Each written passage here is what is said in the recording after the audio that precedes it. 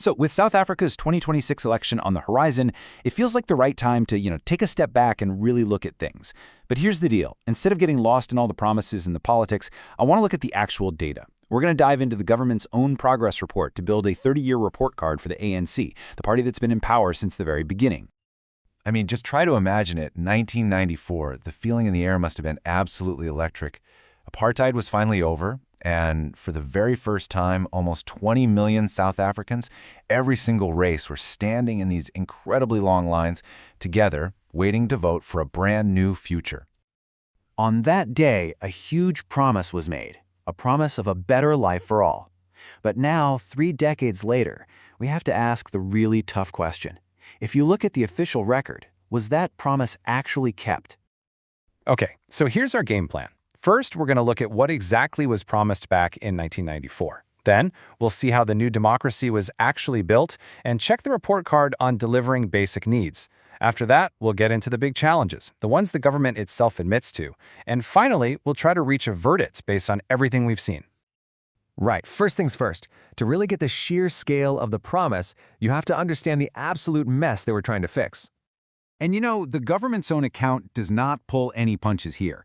It calls apartheid a brutal system, one that was built on literally forcing black people off their land just to turn them into cheap labor for mines and farms owned by the white minority. This was a country where, by law, your race decided everything. Where you could live, the job you could do, even who you were allowed to love.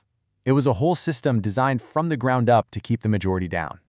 And that is the world that nearly 20 million people were voting against in 1994. This wasn't just another election, it was, for all intents and purposes, a revolution at the ballot box. So, the ANC's big promise? It was all wrapped up in this thing called the RDP. This was the blueprint. It wasn't just about building a democracy. It was about totally rebuilding society and delivering real, tangible economic change to people's lives.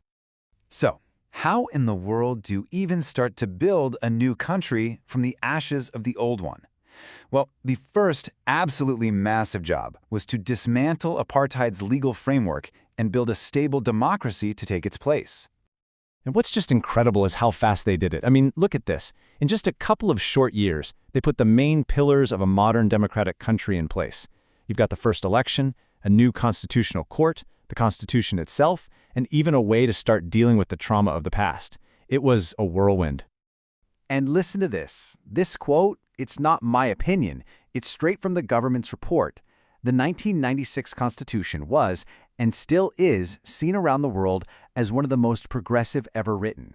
It is a genuine cornerstone achievement. And almost overnight, South Africa went from being a total pariah state to this celebrated global player.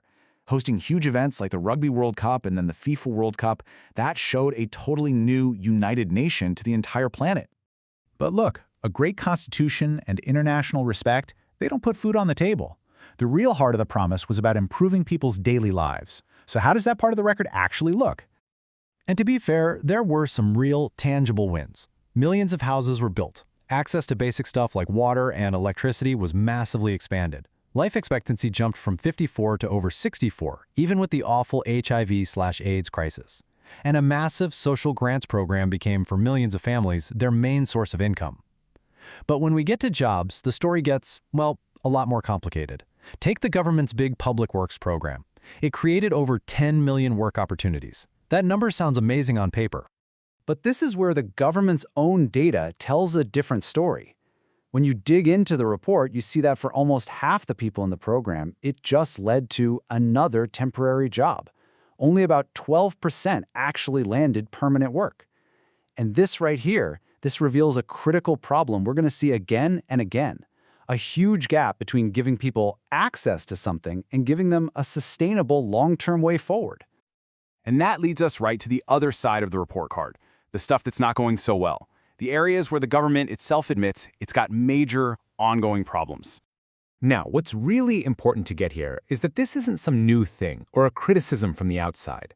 The official report says that as early as 2006, just 12 years into the new democracy, people were already out in the streets protesting because basic services weren't working. The very same services that have been expanded were already failing. Then, by 2011, the government launched its National Development Plan. And honestly, the fact that they even had to launch it was basically an admission that these three huge issues, the toxic legacy of apartheid, weren't going away. In fact, unemployment was even higher than it was in 1994, and inequality was actually getting worse, not better.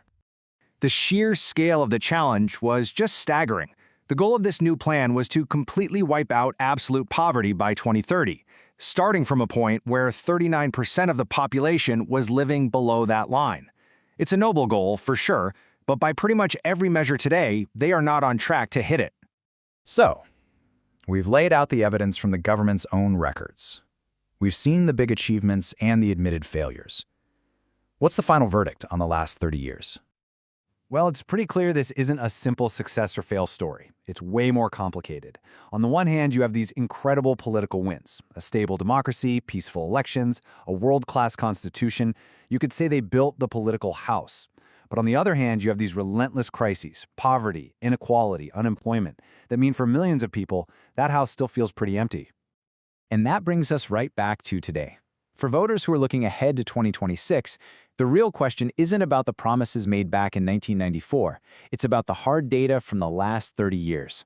The record shows us what was achieved, yeah, but it also shows us where the whole strategy has just failed to deliver. And let's be absolutely clear about something. The ANC delivered a democracy. It gave every single citizen a voice and the power to choose their own leaders. That is a historic, truly transformative achievement that we should never, ever forget or downplay.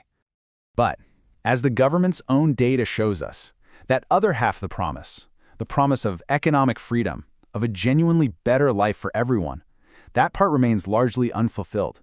Democracy is crucial, but a democracy without working water, without reliable electricity, without a real shot at a decent job, well, that leaves every single voter with a very profound question. Is this enough?